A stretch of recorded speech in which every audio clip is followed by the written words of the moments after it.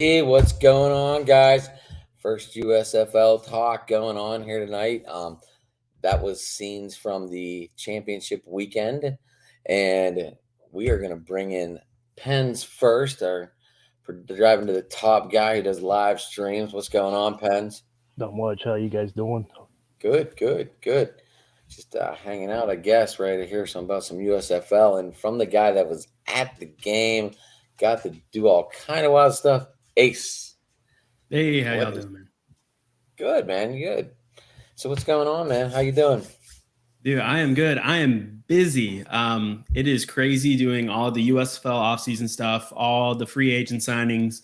I don't know if you saw, we just posted an article. There have been 224 signings so far this offseason by the USFL, which is crazy because I think there's only 400 total players in the league. So the fact that they've signed 224 is insane.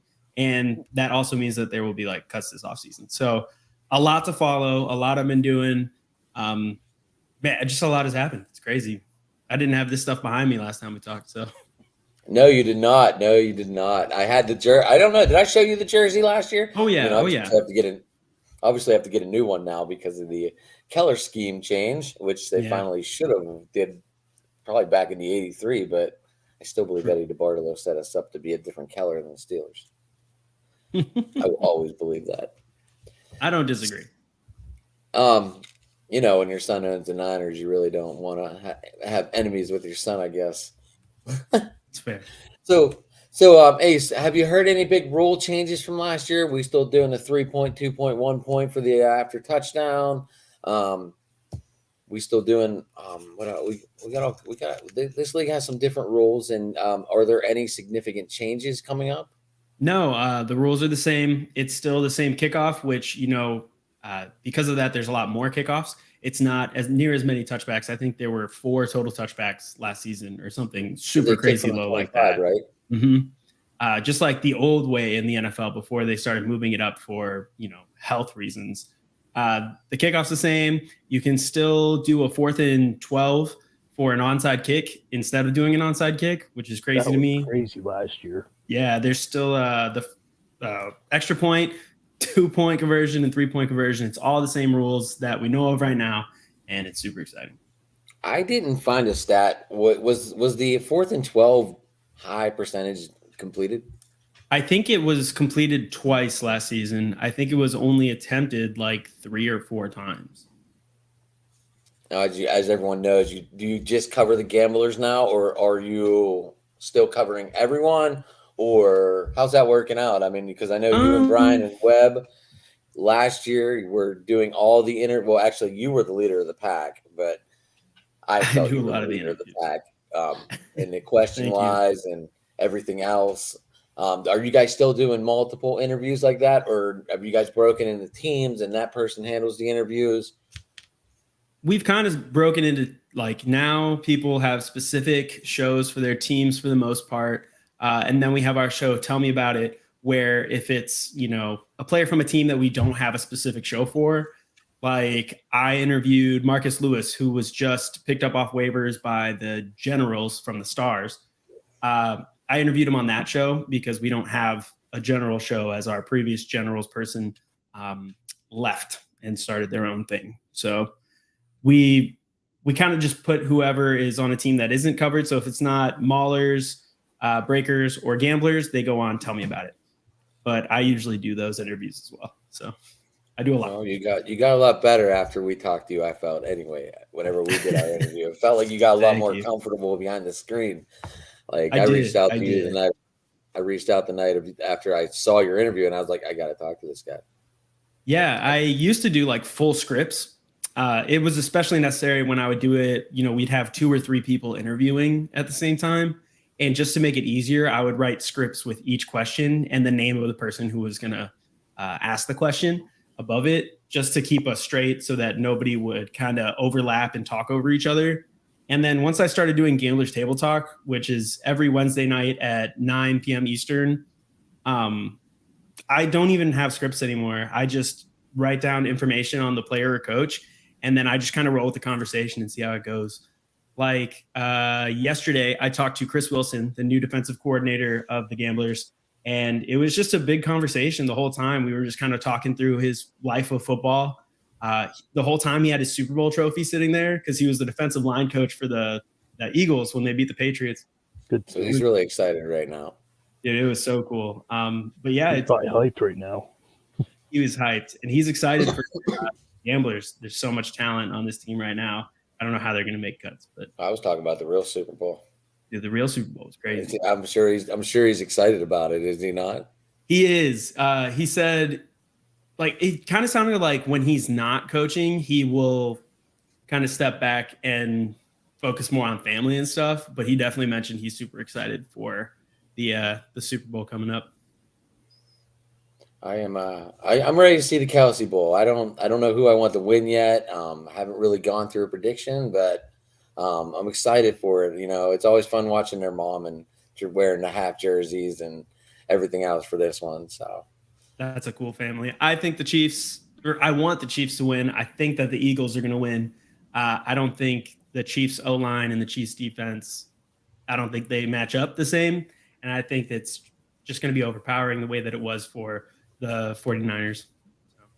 The Chiefs are wearing their white jerseys and the Eagles are wearing their green, and 15 out of 20 white jerseys won the Super Bowl. Really? Yeah, that's why I saw Adam Schefter tweeted today, so I saw that. So I wanted to say that too. I did not know that. That's interesting. That's why I do what I do. I think the last time the Eagles won, they were wearing their green home jerseys, though. Yeah. Yes, they were. They're against the grain. That was probably the 20th time. They're against the grain. Mm-hmm. So, Ace, do we have, besides the Mauler jerseys, do we have any other different color schemes or anything? Yes. And then maybe we can talk about. There's 8 teams, and one of the teams was the Tampa Bay Bandits. The Tampa Bay Bandits, they were a good team. They didn't have as strong of a following. I don't think that their numbers were as good market-wise. So when they had the opportunity, everything in this league is really, what is financially and longevity-wise the smart move. So when they were moving to a second Southern hub, there was a relationship between the former president of football operations and the man who owns the University of Memphis Stadium. And so they talked about it and they got that contract, and they decided that one of the teams had to change to be the Memphis Showboats, which was a team in the USFL back in the 80s. So they rebranded the Tampa Bay Bandits as the Memphis Showboats, but they changed the color scheme. The Showboats were another team that was like just red and white. And the league said, the league said, we don't want another red team. Over half this league is red. So they changed the colors, and now it's navy blue and gold, and it looks pretty sharp. I really like it. But we still haven't seen the jerseys, and that came out 2.5, 3 months ago, the news on that. So super excited to see what those jerseys look like. And then now the Mahler's jerseys, still waiting to see a reveal on those. Do you think they're going to do what they did last year and have that release day of the jerseys? I'm sure they're all going to go through a new jersey look. I don't know. I don't think that they're going to do anything to the other teams, the 6 teams that are the same. I think those jerseys probably stay the same. I wish that they would add the red to the Gamblers helmet. I have a mini helmet. The red stripe on top really does bring it all together. And I really want them to add that. But you should tell the coach. You should tell the general manager. I've told him. Just talk to him. I talked to him. He's a friend of mine. He's a good guy, Coach Bob. But I don't think they're going to make any differences to those jerseys. But I do think, they will probably have a day where it says, at 9 a.m. Eastern, we're going to drop the Pittsburgh Maulers, and at 10 a.m. Eastern, we're going to drop the Memphis Showboats. But I think everything I've heard, the Maulers, it's just going to be the same jerseys, but change the colors. So everything that was purple is black. Everything that's orange is gold. So you think this is all going to be yellow and then black, and then the road jersey is going to be black and yellow? The road, I would assume, would be black and white. I think they're trying to stick with white. Real okay. It'd be cool I if they didn't went know yellow. because remember whenever they did last year, they just had this flip flopped. I think it was still white. Was The it? away was white. I thought it was the. Oh, maybe it was. But yeah, I've done a bunch of edits. I started doing graphics for the USFL network. Our guy Day One, he's really busy, so I was like, man, I'll step it up. I'll try and fill in when he's busy. I started doing graphics, and I've been doing jersey edits. So I've done some, new signings in the jerseys of the team they signed with. Robert Nikomdici, Jeff Eshakem, Kevin Thompson. I've done all of them in their jerseys. And Cole Kelly, I did in a Showboats jersey, but who knows what that jersey will look like. So that could be totally wrong. But Did I've you done put a an bunch of asterisk on there? Maulers. Like not sure. Nah, I'll just roll with it. But I've done a bunch of Maulers players. I've actually had a bunch of Maulers players reach out to me now to get edits of them in the jerseys to black and gold. So I'm doing as many as I can. I didn't, like I said, I just fired this back up and was like, let's get started. I saw Vlad went to the BC Lions. So him and Roland Rivers, they both, as soon as the new year came, that's when contracts were technically up and players were available to be released. So anybody who re-signed for the 2023 season before the new year, they didn't announce it because it was just a part of the contract. But if they waited until after the new year, they technically were re-signing into a new contract. So that's why you see Reggie Corbin, Stevie Scott, who else? Manny Bunch. Or did he go? Or did he stay with the Redskins? Trey Walker's still there. He actually, Webb just interviewed him last night. So that's dropping soon. Didn't he get signed by the Redskins? He did, but he came back. He did, but he came back. I don't think he got the futures deal, so he's coming back to try and earn one again this year. But he's back. That. This was an interesting stat. I guess the guys are getting a pay raise for practice preseason now. $850 a week, and then they're getting $5,500 a week now or something, which is more than the $4,200 they got last year once the regular season starts. Yeah, so basically they took away the win bonus and they added it into everybody's pay. So there's no more win bonus until if you win the championship, you get a bonus.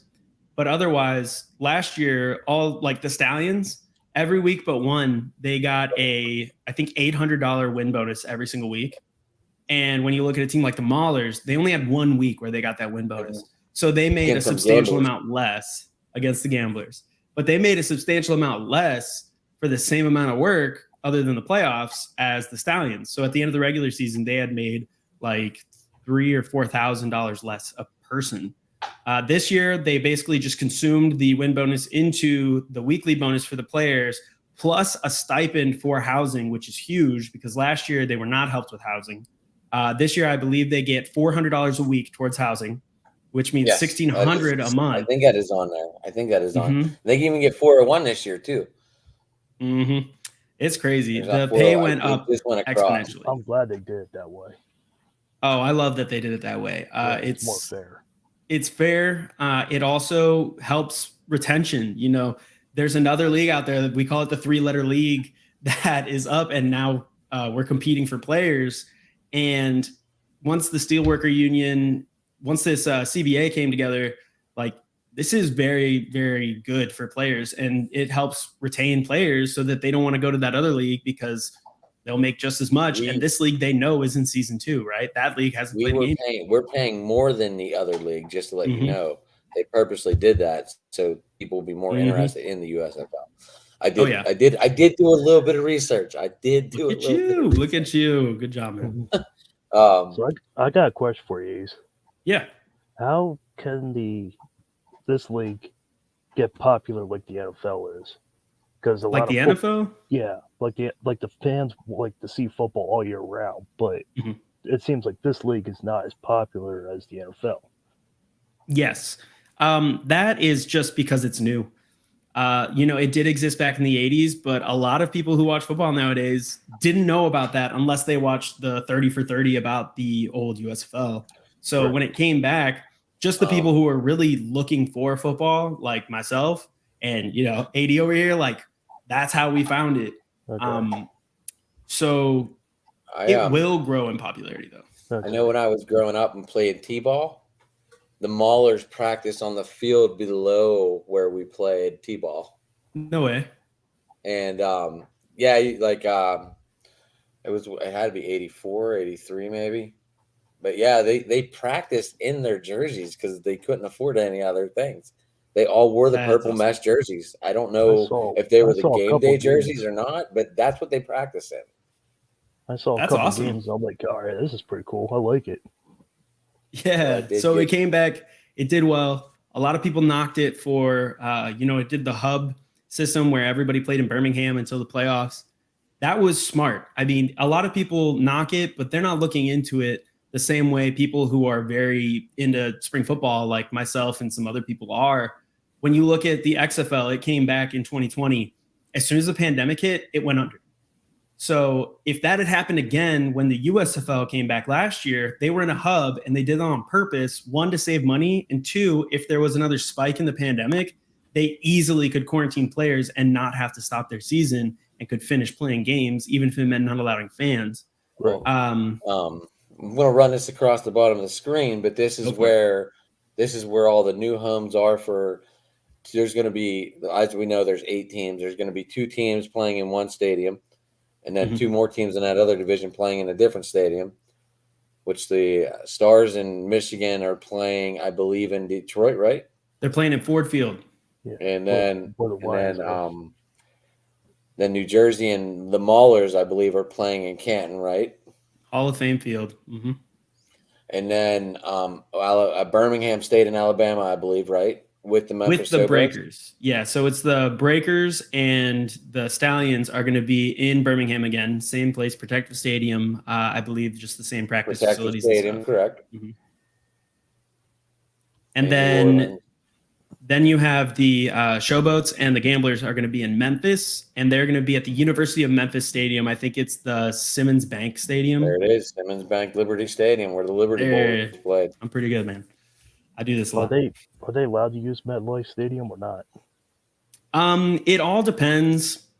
So a lot of it is based on, one, the schedule. So like even at Ford Field, they have to schedule the season around Taylor Swift concerts and things like this that are coming through. So a lot of the stadiums, one, are just booked, so you can't use them.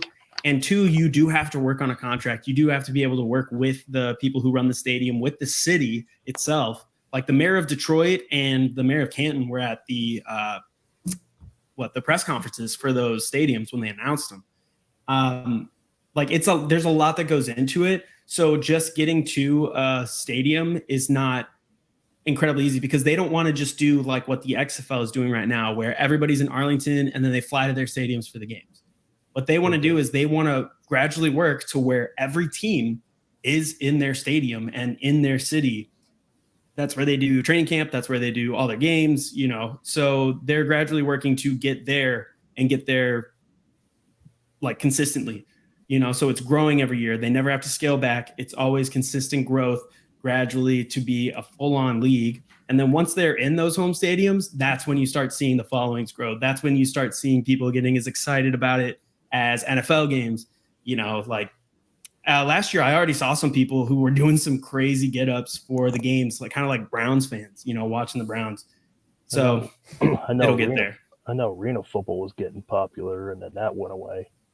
It went away, and actually yesterday they announced that it's coming back after a 4-year hiatus, the AFL. Yeah, that's what I heard. And they're coming back with 16 teams, which is crazy. But I think they basically put turf on hockey stadiums. So it's a lot easier to kind of find a stadium and work with it. Well, Philadelphia Soul plays in the Wells Fargo Center. Yeah. So it's crazy. So the AFL coming back, that's big news. That's exciting. That's why I was wondering about MedLife if they could use that, but that makes sense.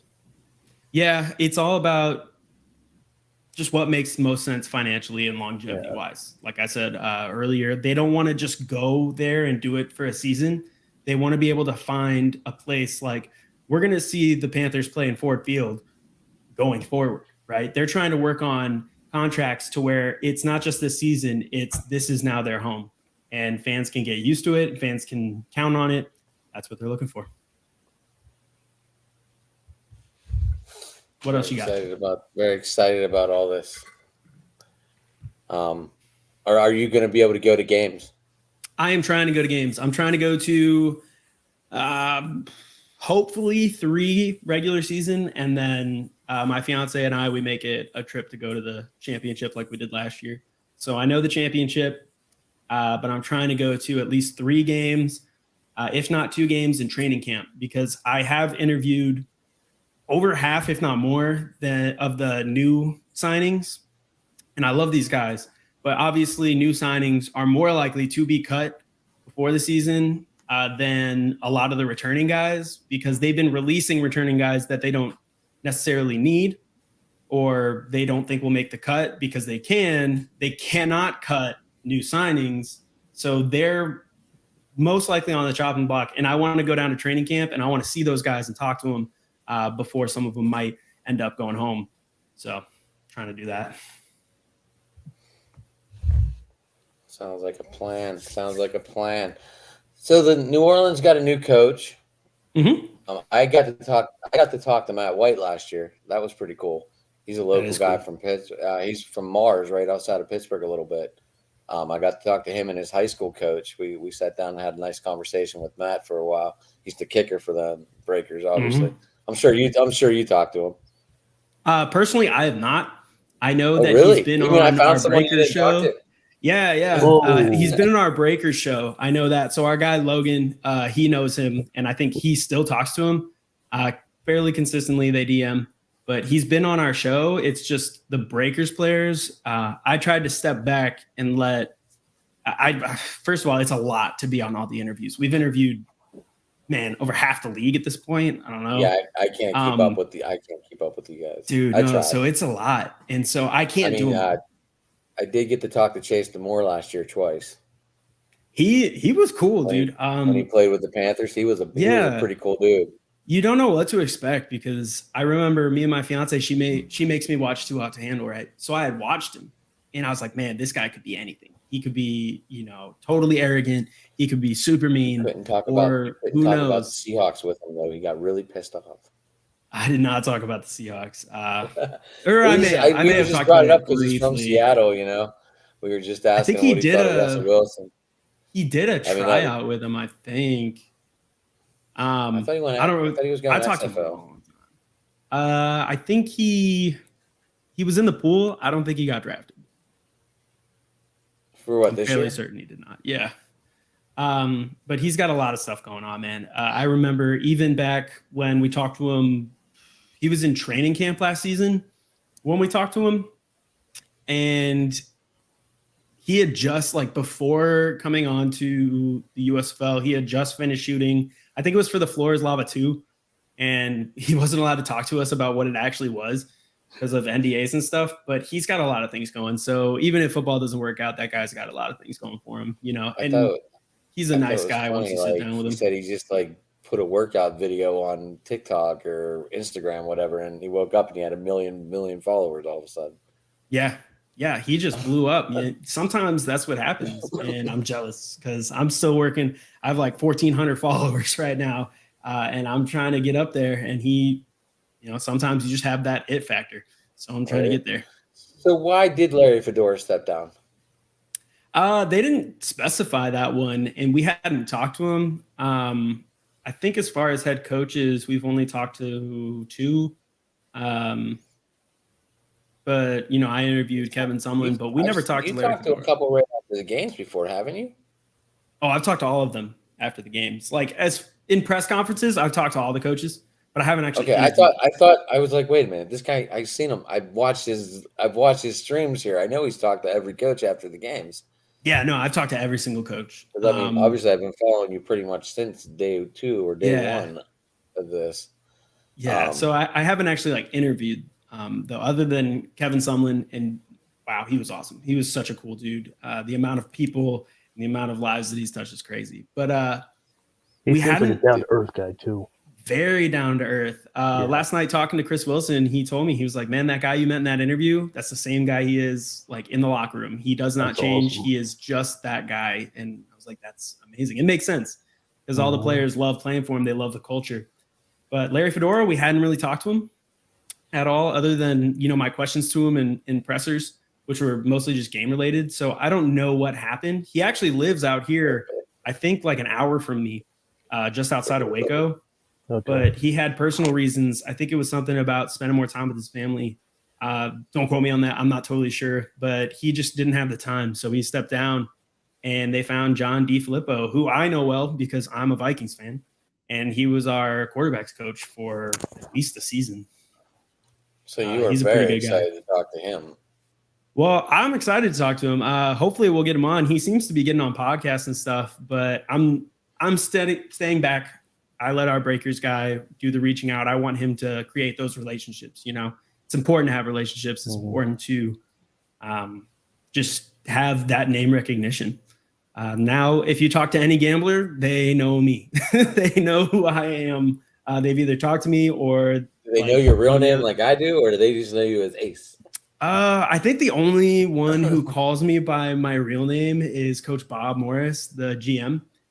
It was important to him to know my real name, and I think it's cool. Like he calls me by my real name, but everybody else just calls me Ace, and I think that's cool because there's some negative connotations behind like my real name, and so it's kind of upsetting. I didn't know that until my fiance told me because she's a little younger. She was like, "Yeah, that's not a good name." I was like, "That sucks." Well, I guess you're marrying a bad name, honey. Yeah, I was like, "Well, you're here, so it works."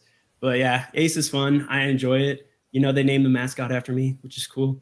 So it's a fun time. So I have you said you talked to Ray Horton after. What was he head coach then, or was he still DC? What? So Jaron Horton is the DC and assistant head coach, and that's Ray Horton's son. So they were kind of leaning. So they wanted to hire Jaron to be the next head coach. He was, we were pushing that rhetoric. A lot of people were talking about it, and he was a great candidate, but he's really young and he hasn't had head coaching experience yet. He was a fantastic DC last year. Arguably, that was the only thing that looked really good for the Maulers last year was the defense. I think we had 9 interceptions, I think. Yeah, no, the Maulers defense was no joke. And Carlos Hemp was 3rd in sacks, I believe. Dude, Kemp's a monster, and I think you guys got him back this year. Where I may have just broken I didn't look. Like I said, I just opened the book, so I may have just broken that news without realizing it. But I will get my stuff all updated here soon. No, you're good, man. But yeah, so what I did last year and have pictures and all my stats underneath it, like I did last year. Good. I thought I did a good job of that. You do, man. I thought I did. No worries. But I'll help you. So Ray Horton, they brought him in because he's a Steelers kind of legacy guy. He won Super Bowls coaching. I believe he coached the defensive backs for the Steelers. So he's won Super Bowls. He's incredibly down to earth, players coach, just like his son. And they kind of brought him in because they said, Jaron, we can't hire you. You don't have, the recognition and the experience yet, but we can work on it by bringing your dad in and you be his assistant head coach. So I think they're kind of lining him up for like a legacy. He will take over. I think he coached them 2002, 2006, I think. Mm-hmm. And man, Ray Horton is just a likable guy. I'll tell you. I talked to him last week during the press conference. Hall of Famer, the Jaw. Yeah, he's amazing. I learned a lot from the Jaw. That's where everybody knows him from. Yes, he's a great dude. I talked to him last week. I asked him about changing the culture of the Maulers, and he just talked about like frontline leadership, which for me being in the military is a big thing, and I love hearing that. Why would my players do it if I'm not willing to do it myself? And he talked a lot about that. I'm still upset about that. The first game I watched of this league, Pittsburgh got killed. Yeah, I was like, no. They didn't do well, and Kirby got a bad rap, which sucked because he is a fantastic guy. Pizzagate, baby, Pizzagate. Yeah, did we ever get an answer on that? I never saw an answer. Yeah, when you talk to the players and stuff, he got a really bad rap on the television, and that's not how it went. my first game was Pittsburgh and Philly. I'm like, all right, this works. Pittsburgh's usually, and Philly just boom, touchdown. I'm like, yeah. That was back when they had Brian Scott before he got hurt. Yeah. Mm-hmm. Yeah, no, the whole Pizzagate thing was ridiculous. And Kirby's honestly a great guy. Whether or not head coaching was really for him, I don't know. I think it was a lot to be thrown into all at once if you hadn't done it before. And then now he's got to settle down, and he could not give the amount of time that it took. So that's why he stepped down to spend more time with his family and everything. Because, I mean, he's a family guy. He's a good dude. I don't know how much NFL you watched this year, but there was a lot of concussions with a lot. Josh Johnson, Tua, and Pickett. Is there like a safety protocol or safety thing for this league? Yeah. So a big thing in this league is that they are watching the entire time, and the referees and the front office make decisions as the game is progressing. So they will call down to the refs in their ear, and they'll say, stop the game, if they miss a penalty or something. But they also, if they see a player that they think that hit may have been a little too hard, they will call the refs, because maybe the refs didn't see it. They will call the refs, and they'll stop the game. They'll stop the game and pull that player specifically. They'll say, hey, real quick, grab 89 on, Pittsburgh. Let's say grab 89 on Pittsburgh, take him off, concussion protocol.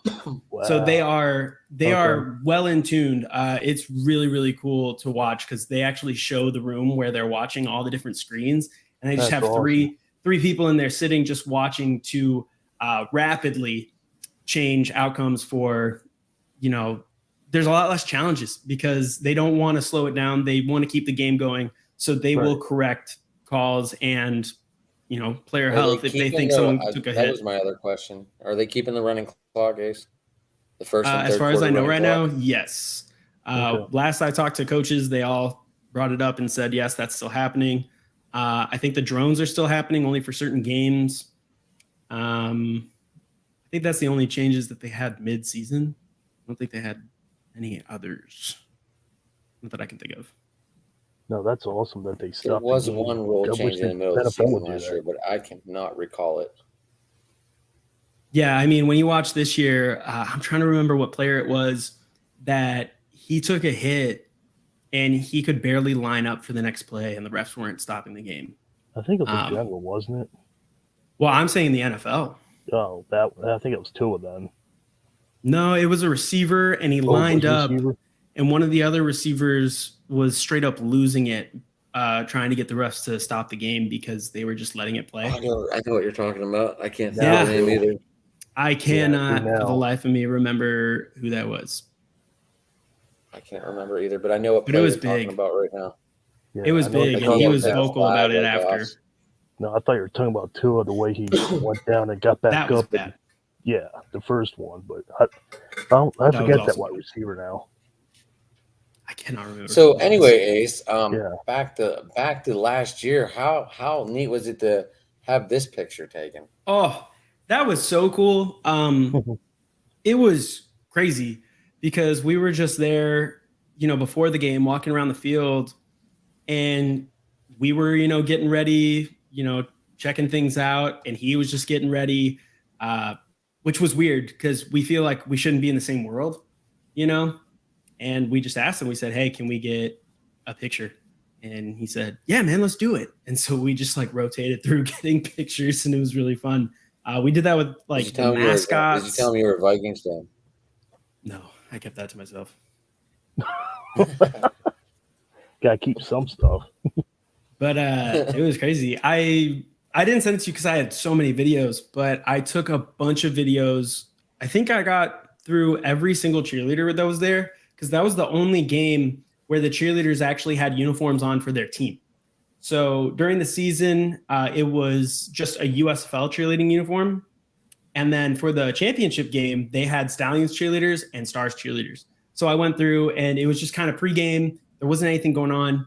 And I was trying to think, what can I do that would be something fun to post before the game starts?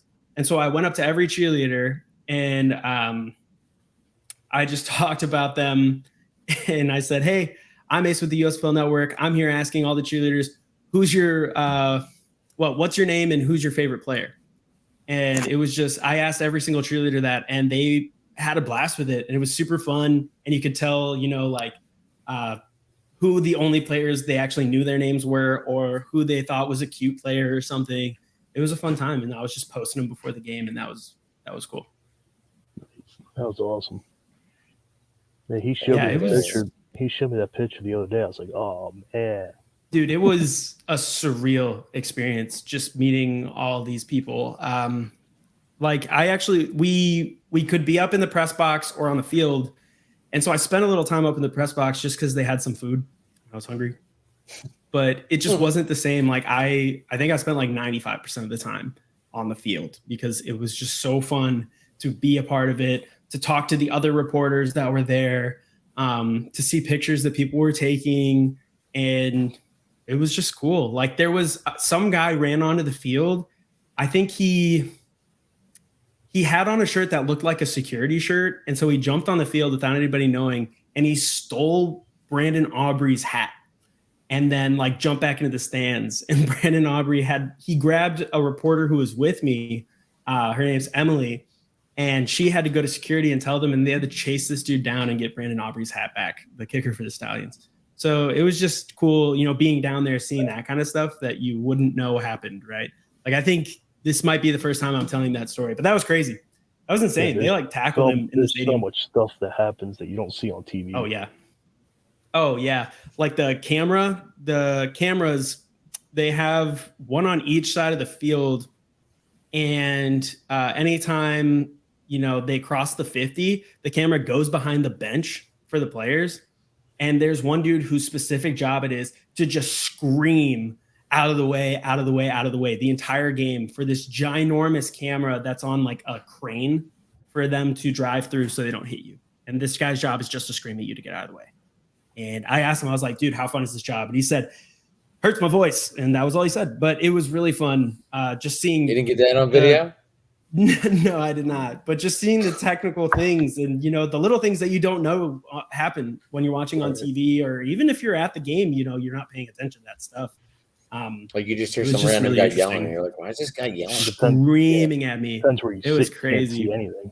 And then there was like a line of Stallions fans right behind the bench that started getting into it. And anytime he'd yell, they'd start yelling with him at us. And it was really fun. It was a cool time. So you guys had a good time in Canton. It was crazy. The Pro Football Hall of Fame, we went in there. That was super cool. I was just getting there. What'd you like the most in it? My favorite thing was they had like busts of Hall of Famers' arms, and you could like look at how big their arm actually was. And then they had this thing where it was concave, the size of a football player's leg. And my fiance, Jerome Bettis's hip comes up to her chin. And so she like stood in his leg, and it was really funny. But it was crazy. It was so cool. They had a little booth that you could go look through, like you're a referee on the sideline looking under the hood camera thing. Yeah, under the hood. It was so cool, dude. That's awesome. I think they're kind of running out of room for the busts. I don't know where they're going to start putting those in a couple of years, but we'll see. I'm sure they'll make something. They're running out of space. They'll probably build on or something. Yeah. Nice. That's crazy. So what was your did they pay for your hotel and stuff, or did you guys all do it yourself? No, we had to do all that ourselves, which was worth it, and it honestly wasn't too like bad. Next to the stadium, or did you stay off campus?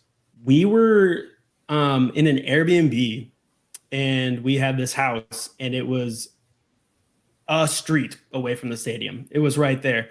You can't really tell unless you look at certain pictures. The stadium is surrounded by residential area.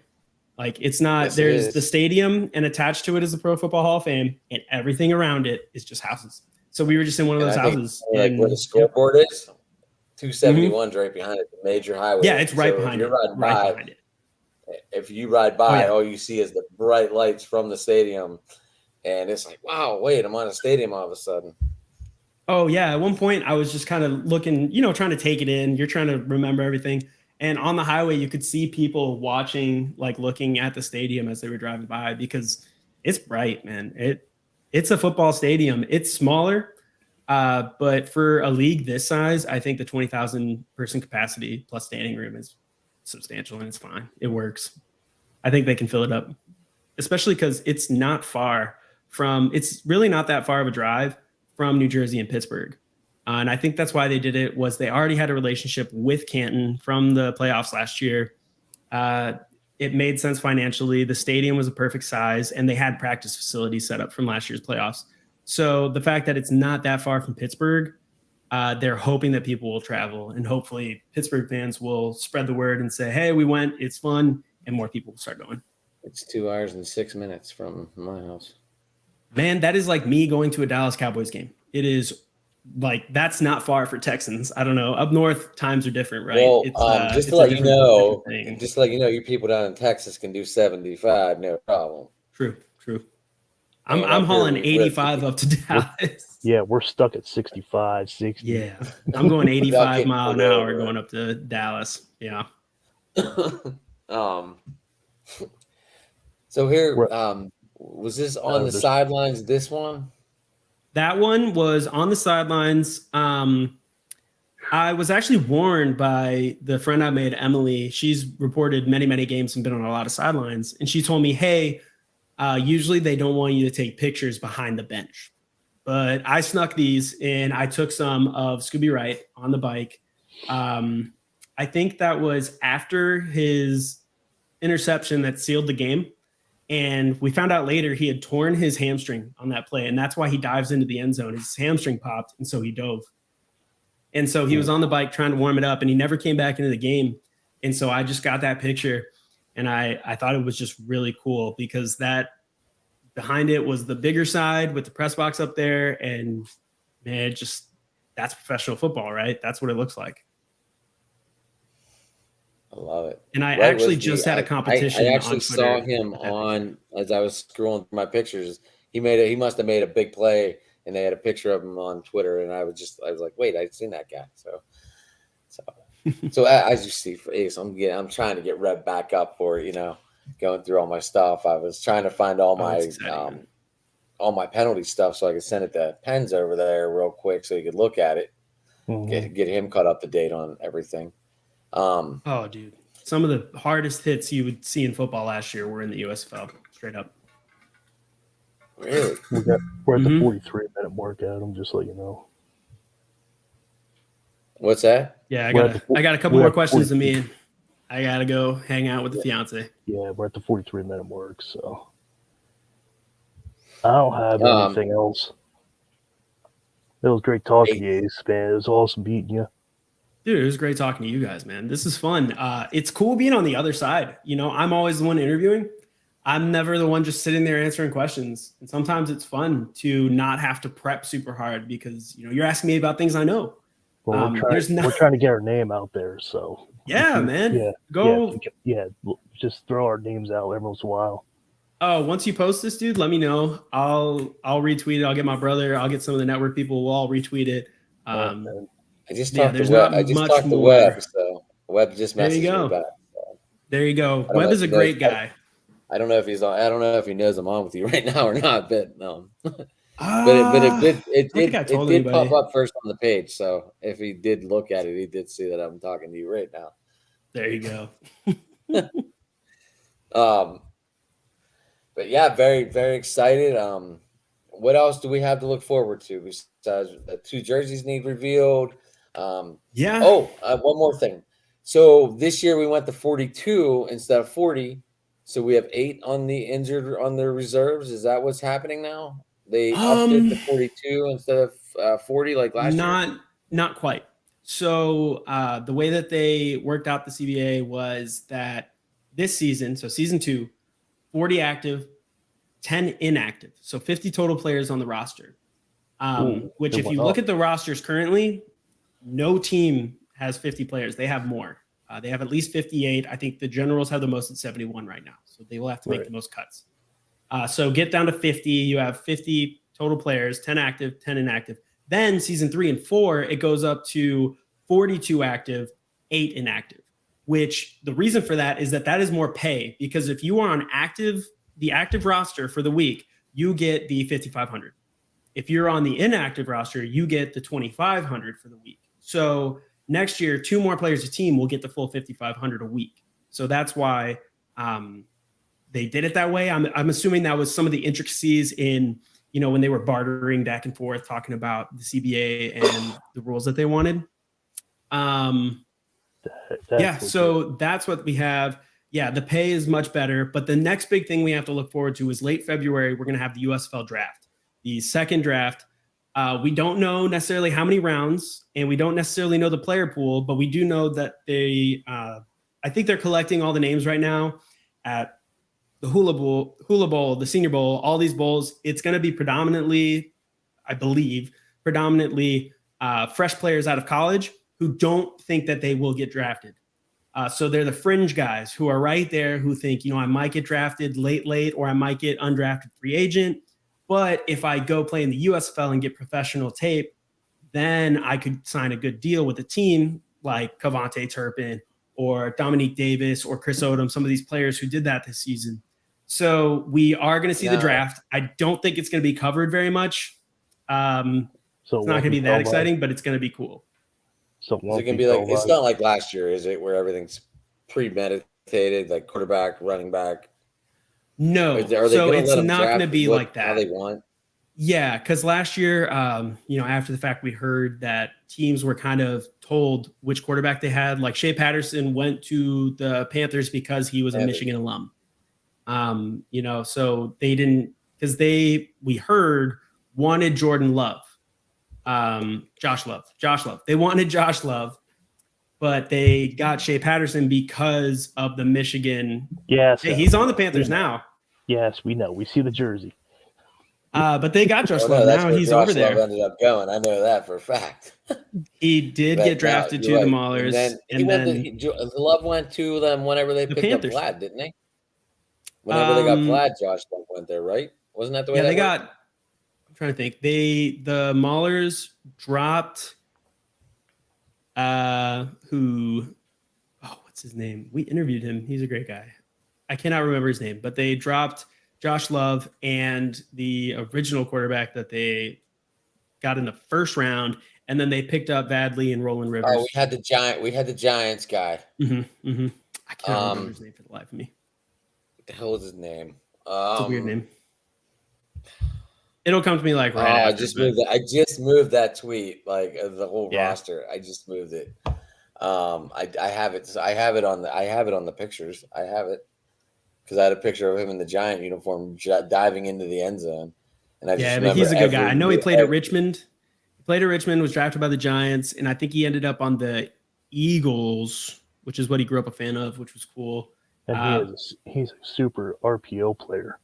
Yeah, and he's on the Generals now. So the Generals have DeAndre Johnson, Daquan Neal, and what is his name, dude? This is killing me. I know. Yeah, this ain't fun right now. I can't remember his damn name. It's killing me. Matt I'll something. remember it. I don't think it's Matt. I'll figure it out. But yeah. But the draft is the next thing coming up. Then we look forward to training camp, which starts in mid-March. And then the season will be here, man. It's coming up. It's exciting. And I am super, super ready for it. I'm looking this up real quick, guys. Hold your horses. I know you got to go, buddy. He's not going to sleep without knowing this. I got it here real quick. I'll get it. Here we go. I'm looking forward. Kyle Lauletta. That's it. Kyle Lauletta. It. Sorry. He's got a great arm. He's got a great arm. He's very football smart. Really, really solid guy. He did his interview with us in his closet right now, so obviously he just told me Lauletta, unless you saw that text too. Interesting. Kyle Lauletta, he did just text me, yes. Oh, I could not come up with his name. Great guy. He had just had a kid. He had just had a kid, and he did the interview in his closet so that we didn't hear the baby crying in the background while his wife was taking care of the baby. He's a great guy. Awesome. And with Luis Perez moving on, I think that there's a great chance that Kyle Lauletta could get some playing time this year with the Generals. They have Daquan Neal and DeAndre Johnson, who are both dual threat, very, very mobile quarterbacks. But we saw last year that Coach Riley is not afraid to use two quarterbacks, and he might put Kyle Lauletta into that place that Luis Perez played last season, which would mean he would get a lot of playing time and a lot more recognition. Very, very. I'm ready. I'm ready to watch some football and see what goes on, for sure. Well, Ace, you gave us 5 extra minutes, so I'm very grateful. We need to play catch up again, for sure. Once we get rolling into the season, ready to watch, ready to go. Is it only going to be on Fox again? Is it going to be prime time? Is it going to be Saturday, Sunday? They haven't announced the schedule yet, but from everything we've heard, it's still going to be Fox, NBC, Peacock, and what was it? USA, I believe. Yeah, USA. They're going to play the games this year now. That's awesome. Yeah, they're going to be playing it on those main places. But even the games that were supposed to be specifically Peacock, I remember at least 1 or 2 of them also played on NBC last year. So that was cool. But yeah, so Fox, NBC, those are the main 2 places, and hopefully more prime time. We'll see. I'm gonna hope I hope my Maulers' only win this year isn't against the Gamblers. I too hope that. I too hope that you win a lot of games, but not against us. I want to have at least. Yeah, I think you said Webb's watching. I think he said he just wants a 7-win season, and I said I want a 10-0 season for the Gamblers, and I said, and theoretically, those could both happen because we only play the Maulers once, and if we beat you, that could be one of the 3 losses for the 7-3 season, and we could still go 10-0. I believe in it. I talked to the DC yesterday. I am all in. I love this team. I think that they are prepped and ready for a much, much better season 2. As long as you beat the Stallions, I'm happy. Same. Oh man, Stallions fans are a different breed, man. They're crazy on Twitter. They go hard. They're a proud bunch. Yeah, they are, even though they haven't done anything for a while. But nice meeting you. Hopefully I get to chat with you again, Ace. Oh, same, man. You guys got to get Webb on here sometime. If you want to talk Maulers, he knows everything. I know a good amount, but he knows everything because I'm sure there's a lot of stuff he keeps from me. I don't. I got you. I'm just getting caught up now. Like I said, just ready to break back into it and get ready to go. But whenever I need information, I know who to reach to first. There you go, brother.